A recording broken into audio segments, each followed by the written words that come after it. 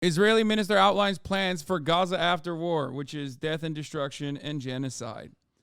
Speaking of genocide, I am waiting excitedly with bated breath on the January 11th date. Save the date, chat, obviously.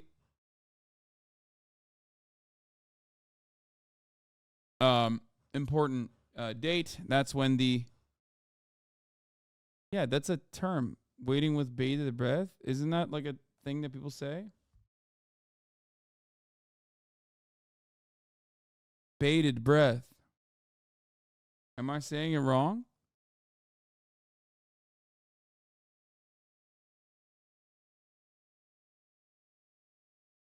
What? Chatters are getting it wrong too? You're slurring? Yeah, I'm very tired. Anyway, the reason why I'm excited for January 11th is, of course, because, oh, what the hell? This is not real, dude. I was not there. I was there on January 6th. I was not there on whatever, January 8th, I think. Is that when they did it? Okay. God, I don't know. I didn't sleep well last night. I'm very tired. You look 50 in that cutout. Yeah, that's when I had long hair and was like much heavier.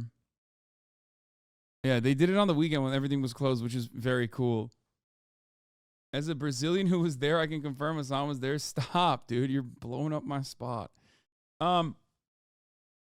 January 11 is an important date because the South African lawsuit against Israel for the crime of genocide is going to be seen by the ICJ. So that is an exciting prospect. I do hope that Alan Dershowitz is their representative, because that will be very cool. Israel's defense minister has been outlining his plans for Gaza once its war with Hamas is over. It comes almost 3 months after Hamas's deadly October the 7th attacks on southern Israel, which triggered the conflict. Under Yoav Gallant's four-corner proposals, Hamas would no longer control Gaza and Israel would retain overall security control. A multinational force would take charge of rebuilding Gaza after its widespread destruction in Israeli bombing. Neighbouring Egypt would also have an unspecified role under the plan.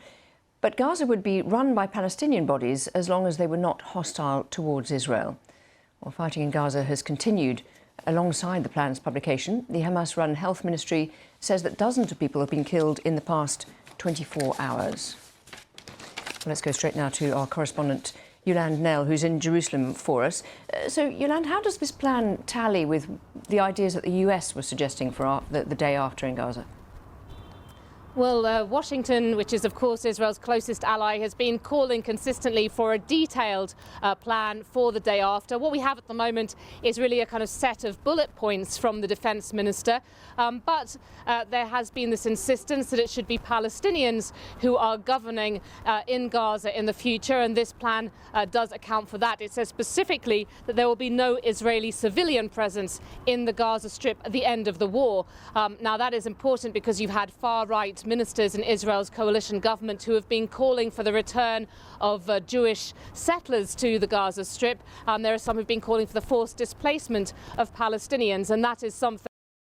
I like that the ranges are just like ethnic cleansing, ethnic displacement, and then the most progressive position is like, let's do not even a Bantustan, but like, let's do the West Bank, basically. Like, that's the best position that the Gazans have to look forward to, is the occupying force strangling them further. Yeah, sick, man. Thing that has stirred up a lot of anger around the region with other Arab countries, also with the Americans saying that that talk was inflammatory and irresponsible. What about the Palestinians? What's their view on this? There's been relatively little comment from the Palestinians so far, perhaps because this is really just the kind of sketch of a plan. We are going to have the US Secretary of State Antony Blinken coming in a few days' time, and he will be visiting Palestinian leaders in the Palestinian Authority in the occupied West Bank, as well as Israeli leaders. And we know that in the past, the US has been pushing for the Palestinian Authority, a kind of a revitalized Palestinian Authority, to have a role in the future of Gaza. God, I want them to get punished so bad. I know ICJ is like, the most they can do is like get the UN to act. And ultimately, I guess it gives like people more reason to be like, no, saying that Israel is committing genocide is now official. These little things do matter still. Kind of like the sea change in the attitude where people went from unconditionally and vociferously supporting Israel to going, wait a minute, actually it is an apartheid state and that's kind of messed up, turned into a real thing in the Western world after institutions like NGOs, specifically, like the Human Rights Watch and Amnesty International, openly declared Israel to be an apartheid state. Now, that happened in 2021. But there is still an importance to these institutions actually calling it like it is. Okay? Straight up. I think that this was something that mattered for a lot of people because they got the go-ahead to be able to openly state it. Because you can always fall back on NGOs that do this for a living, that call the balls or strikes for a living, even if they themselves are not necessarily, always honest and open-minded, I would say. And I think that plays a big role. That plays a big role in changing public consciousness. The ICJ declaring what Israel is doing to be a genocide, which, according to former prosecutors who have successfully prosecuted other states for war crimes and genocide, crimes of genocide. The South African case is open and shut, which, obviously you guys know this already because you've been watching me cover this ethnic cleansing campaign. I think that if a decision comes down from this easy case that is ultimately seen as what Israel's doing is ethnic cleansing, this will change a lot of attitudes, I think. To understand why the International Criminal Court prosecutor Karim Khan's conduct regarding the situation in Palestine is so scandalous and should disqualify him from office, a little background is necessary. Wait, what? Israel has not ratified the Rome Statute and is not a state party. The ICC and this is a different thing.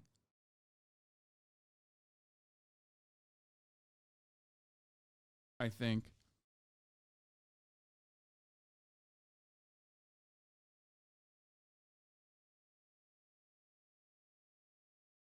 Am I wrong? Isn't Israel going up? The South African case is not on the International Criminal Court. It's the ICJ, I think, right? Am I? Yeah. So there are differences between the ICC and the ICJ. So the ICC is the ICJ predates the ICC. The ICC is the International Criminal Court, is a permanent international tribunal that will try individuals responsible for the most serious international crimes.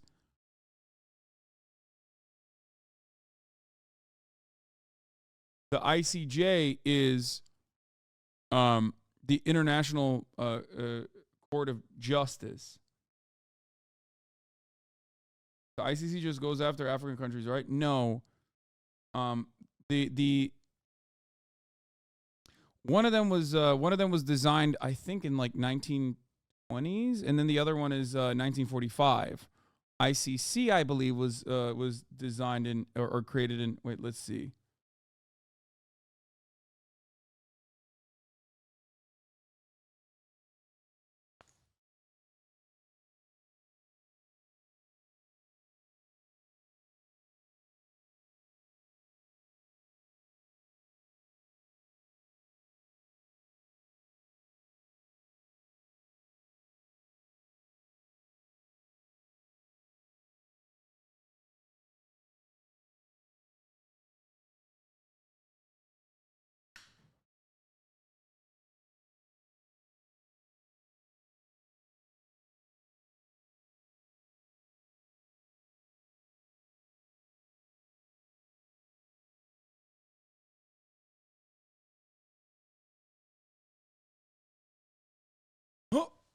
Sorry.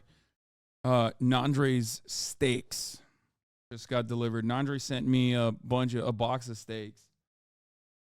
ICJ is where you take up violations of the Geneva Convention.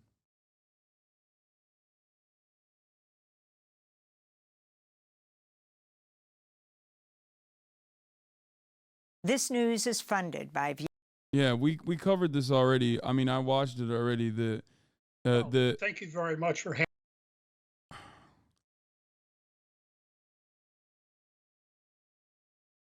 The International Court of Justice, ICJ, or the World Court, is a civil tribunal that hears disputes between countries. The ICC is a criminal tribunal that will prosecute individuals. The two ad hoc war crimes tribunals for the former Yugoslavia and Rwanda are similar to the ICC, but have limited geographical scope, while the ICC will be global in its reach. The ICC, as a permanent court, will also avoid the delay and startup costs of creating country-specific tribunals from scratch each time the need arises. Okay?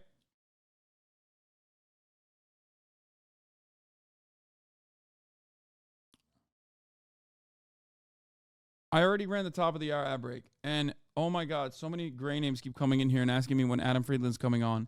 Adam Friedland is coming on at 4 p.m.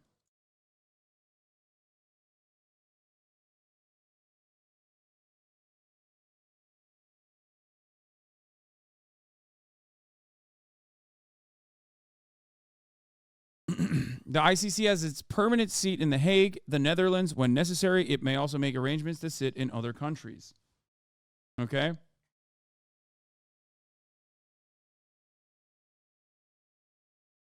But the U.S. and Israel are not a part of the ICC. It doesn't matter.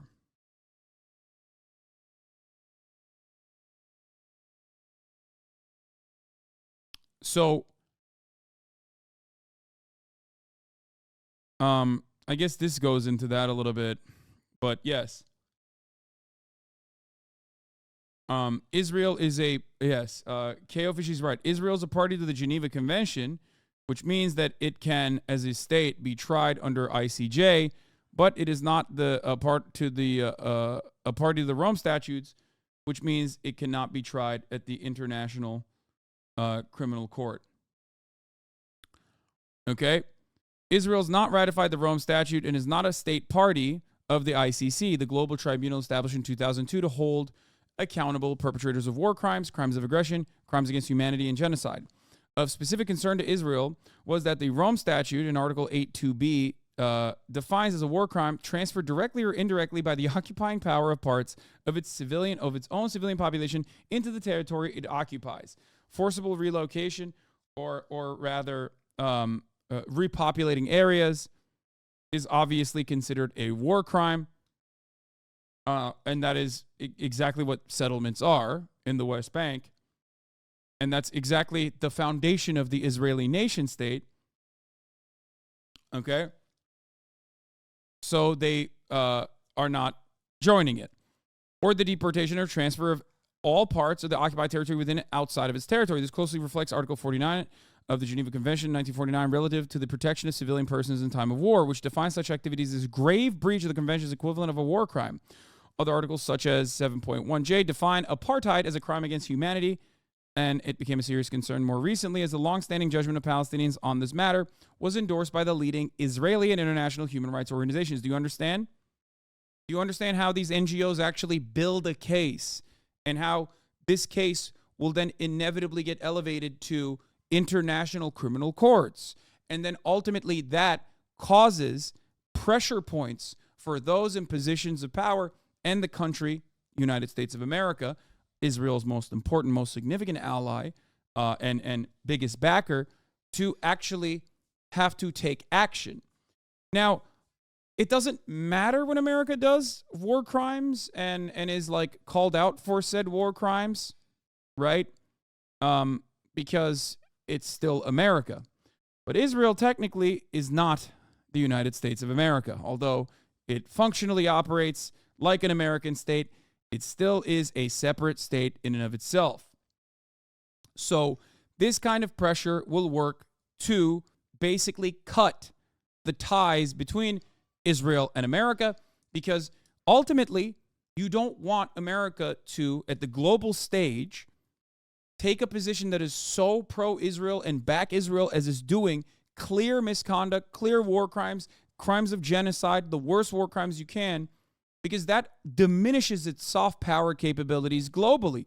It makes America look very weak, right? So at that point, American leadership has to make a calculation. Do we allow Israel to consistently engage in these kinds of crimes and continue giving it weapons and have the rest of the world completely just say, all right, it's done. You're over. Your partners are behaving in a way that is, your partners are now behaving in a way that is worse than your behavior in some instances, right? Like you're aiding and abetting the genocide. This will lead to, because America is aiding and abetting the genocide, this will lead to additional criminal complications for the American government. Now, of course, the reality of the matter is that America is not a part of any of this. Technically, America even pulled out of the ICJ. America has never been a part of, I think, the ICC at all, because shortly after they wrote the Invasion of the Hague Act. For those of you who don't know, this was created specifically so that if any American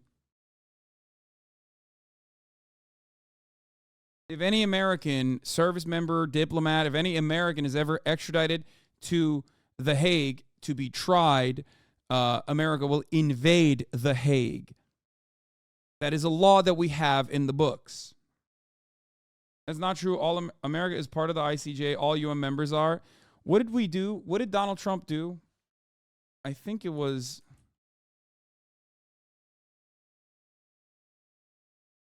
I think the United States sanctioned the International Court or something. Or no, U.S. lifts Trump's sanctions on the ICC prosecutor court official in 2021. Oh, okay. On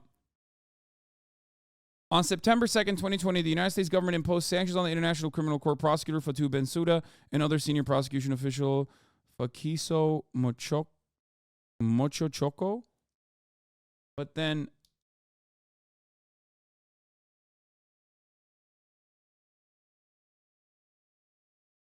the following questions and answers discuss executive order on blocking property of certain persons associated with the International Criminal Court. U.S. officials added to the prosecutor's office specifically designated nationals and blocked persons list. Their designation had two immediate effects. First, any property held by Bensouda and Mochochoko as a property entity in any way they own or 50% or more in the United States became blocked.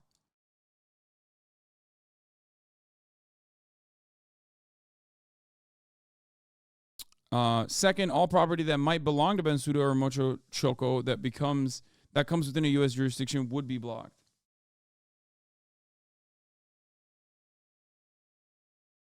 Now, the United States has taken action against the International Criminal Court prosecutors. The U.S. has lifted Trump's sanctions on the ICC prosecutor. But ultimately, unlike the International Court of Justice, the PCIJ was not a part of the league, nor members of the league automatically are a part of its statute. The United States, which played a key role in both the Second Hague Peace Conference and the Paris Peace Conference, was notably not a member of the league. However, several of its nationals served as judges on the court. From its first session in 1922 until 1940, the PCIJ dealt with 29 interstate disputes and issued 27 advisory positions. The United States played a major role in setting up the World Court, but never joined. President Wilson, Harding, Coolidge, Hoover, and Roosevelt all supported membership, but it was impossible to get a two-thirds majority in the Senate for a treaty. Following a peak of activity in 1933, the PCIJ began to decline in its activities due to the growing international tension and isolationism that characterized the era. And then we lead to the International Court of Justice. I think this is what I was thinking of. The U.S. withdrawing from international accords says UN World Court is politicized. Yeah, this is the other thing that we did. The Trump administration on Wednesday pulled out of two international agreements after Iran and the Palestinians complained that the International Court of Justice and U.S. policies, the latest withdrawal by Washington from multilateral accords.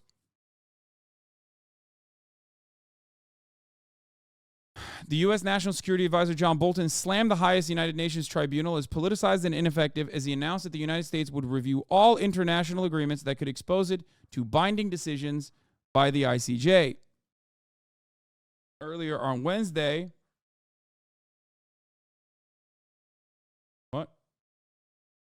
Supreme Court agreed to let Trump off the hook? What are you talking about?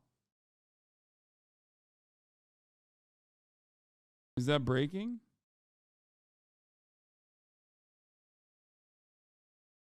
Anyway. All right. Tehran had argued that the U.S. sanctions imposed since May by the Trump administration violate the terms of their 1955 Treaty of Amity, which is true. Washington responded by pulling out of the treaty, a little-known agreement that was signed long before Iran's 1979 Islamic Revolution that turned the two countries into arch enemies. The ICJ, based in The Hague in the Netherlands, is the United Nations venue for resolving disputes between nations. There have been mounting concerns among U.S. allies about the Trump administration's commitment to multilateralism. In the nearly 2 years since being elected, President Donald Trump has withdrawn the U.S. from a nuclear agreement between 6 powers and Iran, which was Obama's signature foreign policy accomplishment, the Iran denuclearization deal that I believe is the culmination of 12 years of unilateral agreements. And Trump just kind of threw it apart. They also ended up following through. Iran ended up, according to UN investigators, following through on the conditions of the deal, regardless of Trump's pulling out. And then Trump still implemented sanctions. So this was like completely and utterly unimaginable, completely ridiculous. And Trump just kind of did it. It was yet another instance where Trump was not the peaceful doves that everyone claimed he was. Oh, Supreme Court agrees to weigh on whether Trump can be kicked off the ballot in Colorado. Got it. Yes, this is the American Service Members Protection Act, or colloquially called the Hague Invasion Act, but that's way before Trump. That's like 2002. Bolton, citing what he called Iran's abuse of the ICJ, said the United States would also withdraw from the optional protocol under the 1961 Vienna Convention of Diplomatic Relations. We will commence a review of all international agreements that may still expose the United States to perpetual binding jurisdiction, dispute resolution in the International Court of Justice. The United States will not sit idly by as baseless politicized claims are brought against us. So that's something that they did on top of basically completely controlling the Security Council with veto power. So although the International Criminal Courts and the International Court of Justice, okay,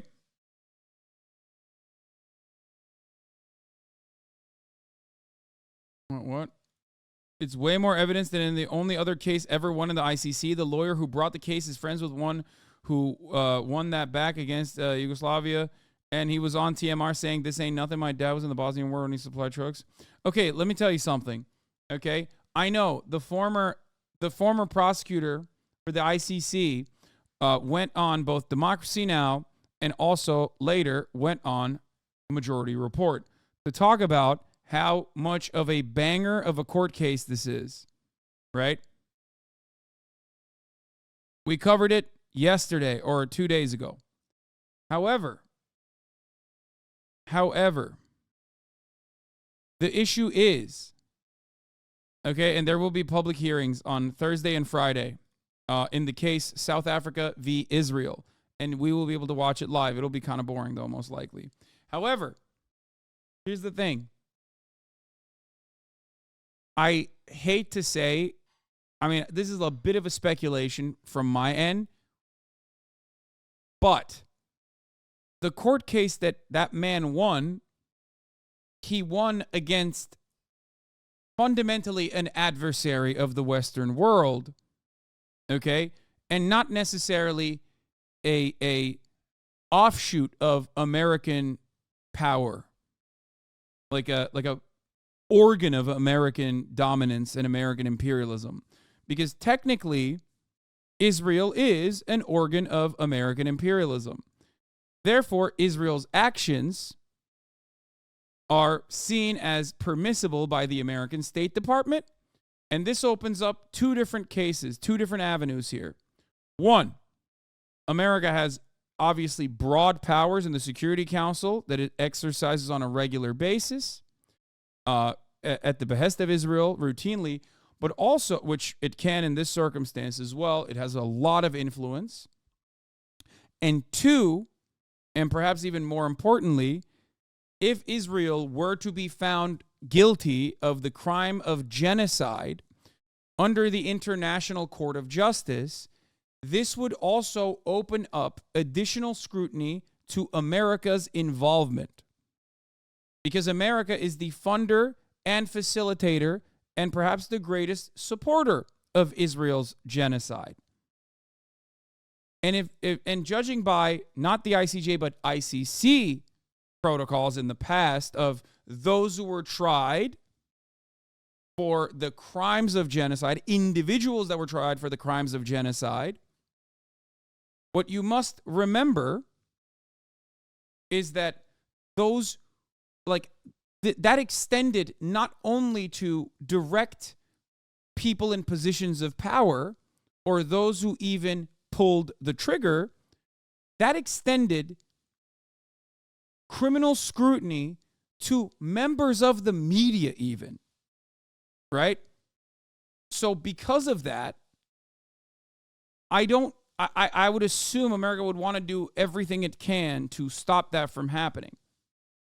Because if the International Court of Justice swings against Israel, which in a normal court it would, okay, you would then have genuine individuals, like American individuals even, potentially prosecuted for cheerleading this genocide, right? Members of the American State Department. And that immediately goes back to America's invasion of The Hague. Now, that also, of course, would most likely not happen, but that diminishes America's power globally as well. So it's a real lose-lose situation for the United States of America. October 8th was the beginning of a major lose-lose situation for the U.S., okay?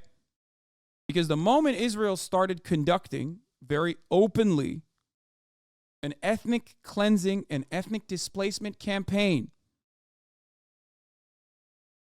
they started doing it with America's go-ahead, and they started doing it with America's weapons, right? So when America tried to step in the direction of Israel and try to rein them in, Israel continued doing it. And time again, what did America do? They said, care and consider for human rights, please, but also here's some more weapons. So America absolutely is complicit, okay? It is a religious cleansing campaign, not ethnic. Wait, what? What are you talking about? Shut up. It's genocide. The peaceful countries are the most secular, blah, blah, blah. This is a religious war. No, it's not. It's not a religious war at all.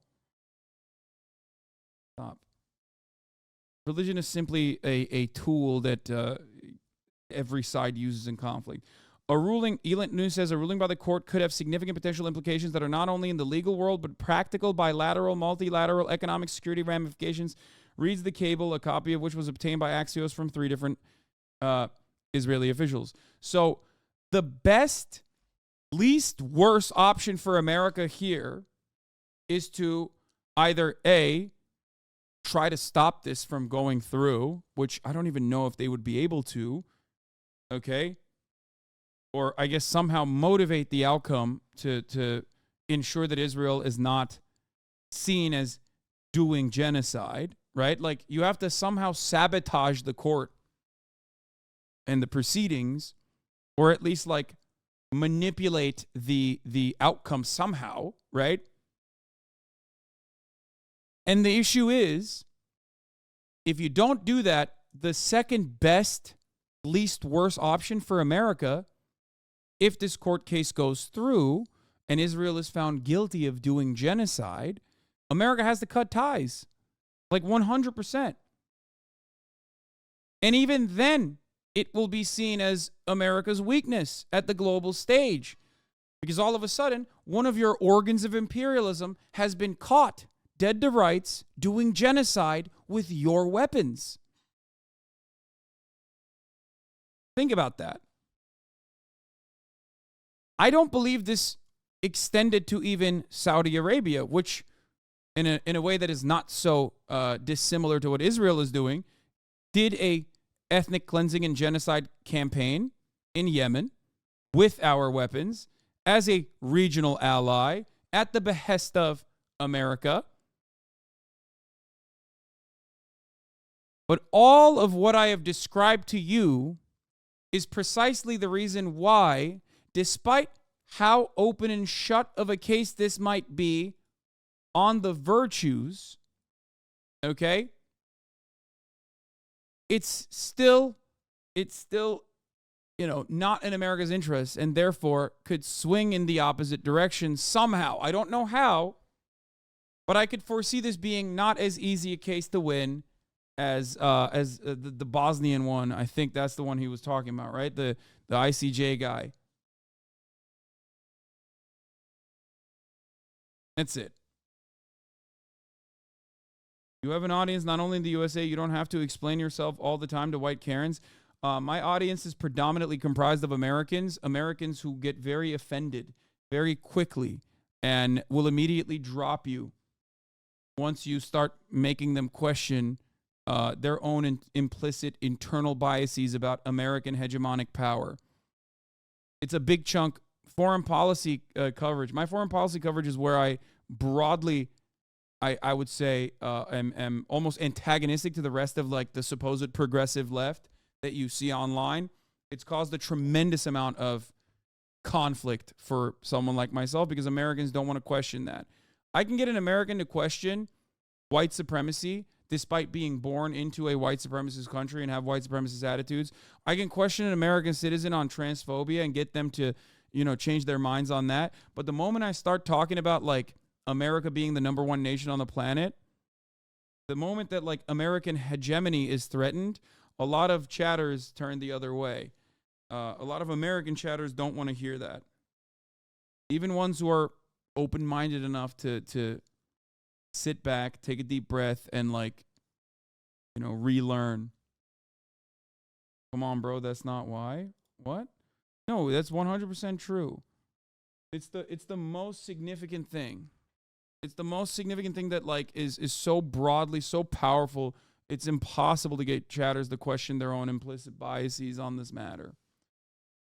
Hold on. I want to run the majority report video. But anyway, here, let's watch the Palestinian Authority is the body that governs parts of the West Bank. But on the Palestinian side, it has proved to be unpopular. Palestinians have been saying in polls that really it would take a kind of a different look to the makeup of the Palestinian Authority they see at the moment for them to be convinced that it could be put in control of the Gaza Strip as well. And how difficult would it be to assemble the multinational force that Israel is talking about? Who would be part of it? I mean, that, of course, is still to be discussed. There's so much still to be discussed with this plan. Perhaps not surprising it's saying that the US would take a lead role here. It has already been so much involved in this war. But I expect that they would be looking to international bodies, to the UN agencies that already have a big role in getting humanitarian aid into Gaza and already have had historically a long presence in the Gaza Strip to be very involved in the reconstruction efforts. But it's sort of made clear by other statements from the Israeli defense minister that Israel would insist that it still has security checks on all materials that are going into Gaza, and there have been calls too for reinforcement to not the progressive left online. It's progressive content creators whose foreign policy views are at odds with your own. It's the other normal leftists that didn't get their politics from a fucking YouTuber or debate streamer know that these are basic anti-imperialist talking points.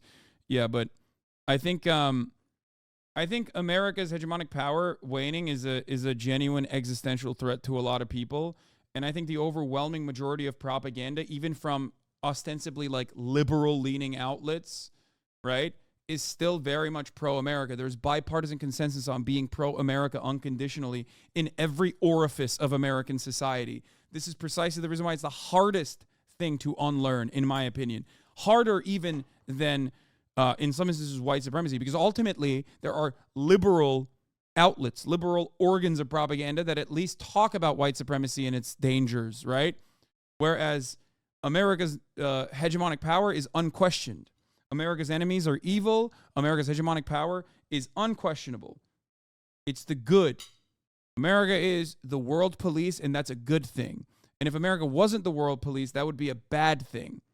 No matter what, especially in the post 9/11 universe that we live in, many people internalize that and actually feel that way. That's why one thing that you hear from a lot of supposed liberals or supposed progressives is like, well, you know, America is bad, but it's less bad than, I don't know, Rwanda. And it's like, dude, your comparison is insane. Like, comparing the United States of America's actions across the board globally to the actions of state actors that are marginal, tiny, engaging in local crimes, like hyper-localized crimes of ethnic cleansing sometimes, for sure, is ridiculous. Okay? We have systematized genocide at the global scale in many places. And if not genocide, a permanent maintenance of American dominance, American capitalist dominance particularly. And it's done through regular organs of democracy in the Western world. So it's not even seen as something that is outside the norm. Right?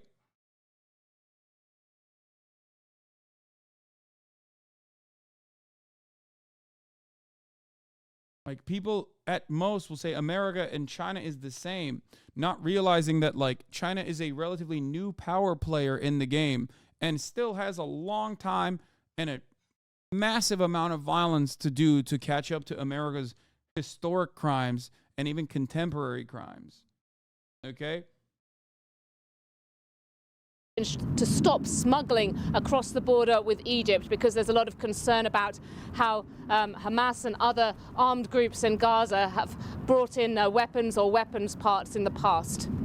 We know that the US Secretary of State, as you mentioned earlier, Antony Blinken, is going to be having talks again. How is it going? Because at the moment, Israel hasn't seemed to have listened at all on the US's request to try and scale back some of the operations in Gaza to try and protect human life and also allow more humanitarian aid in.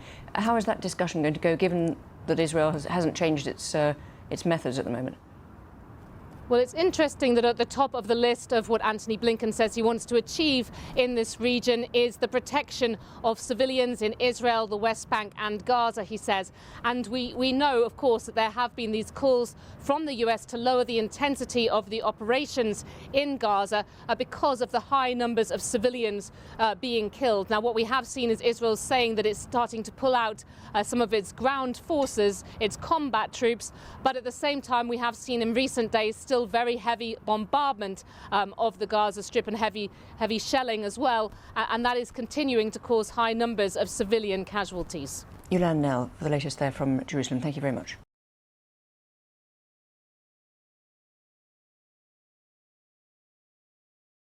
Anyway.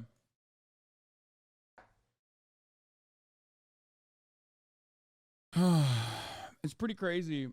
Even when I was briefly mentioning what I was mentioning about, like, America being bad, while we're talking about Israel's war crimes being conducted with American support, there's still people being like, ugh, here we go again, talking about how bad America is. And I think it's an intellectually incurious attitude to have, to just simply state, oh, Hasan doesn't have any real opinions on the matter. He's just a campist, or he just says America bad and just leaves it there. I don't leave it there. So you should probably question why that is your immediate predisposition. Why is it that is your immediate reaction? Straight up. In a lot of instances, like, the secondary thing that you do after you get mad at, like, oh, Hasan always says America bad, is to try and find some other country that is also doing something bad, right? By whatever standard you have applied to them, with whatever information you have on it. And then you go, well, what about this happening here? What about that happening there? You try to all lives matter the situation. And you do it without even thinking about it. And it's hilarious that your view is not radical at all in the rest of the world. Yes.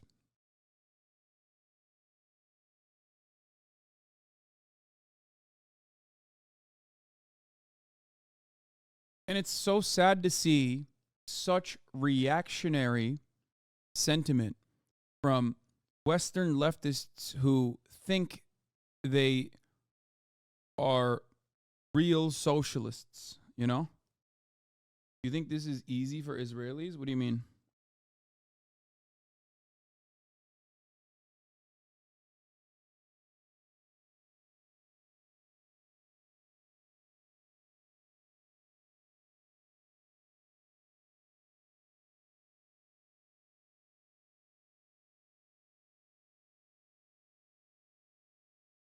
Anyway. People think you're pro-China because they perceive you as doing that with them. It's pure projection. They thought the same for Russia. Every single time I talked about Russian war crimes, I would say Russia is behaving like America does. And people that personally believe that what America is doing is ultimately for some greater good would get very upset at that. And from where I was standing, no, I was saying, like, that's the worst thing you can do.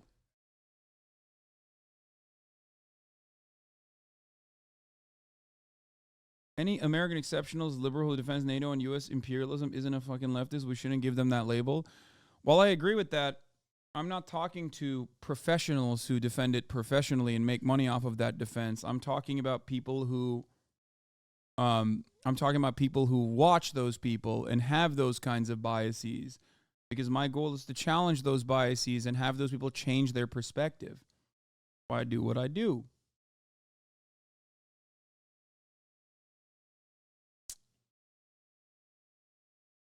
That's it.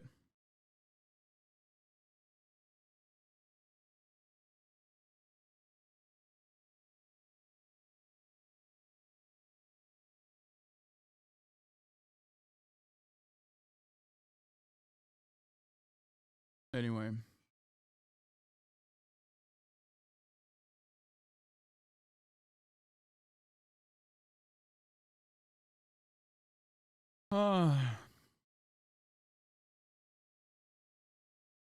And this is the other cop out. So my argument is that these other countries could take the place of America and commit the same atrocities. They could. Kind of nihilistic, but better us than them because we live here.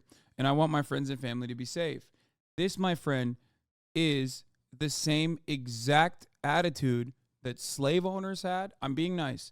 Slave owners thought once the African men and women were freed, they would rebel against their masters and kill them. This is precisely what every single decolonial movement has faced. The challenge and the fears that they have faced. The notion that, like, every single country, if given the opportunity, in South Africa, once the ANC comes to power and black people can have equal rights, they're going to kill all the whites. And historically speaking, oftentimes that unimaginable amount of violence that the oppressors routinely subject the oppressed to is not dished out in retaliation. No matter how violent the revolution might be, once order is established and there is no more need for violence, usually in an effort for stability, usually what ends up happening is people chill out. And this is a very conservative way of thinking. It's the same principle behind, for example, white people in the United States of America, no matter what that whiteness means, right? It's a political concept. We're not talking about like people with pale skin, right? white people are afraid of no longer being the majority, right? Why are they afraid of no longer being the majority? Well, because they're worried that if they become the minority, then somehow they will be treated in the same way that they have historically treated other non-white people. It's just projection. It's the same kind of reactionary projection. Just like when I say, with respect to Israel, Israel's supposed national security concerns, okay, in the form of a potential genocide that might happen to Israelis, hypothetically in the future somehow, in the minds of the Israeli population, cannot outweigh or cannot necessitate and create conditions that allow for a current, very real genocide to happen to the Palestinian population. You can't look at the future and be like, well, there might be future crimes that are far, far worse, and that's why we have to do the crimes right now that we're doing. That's not how that works.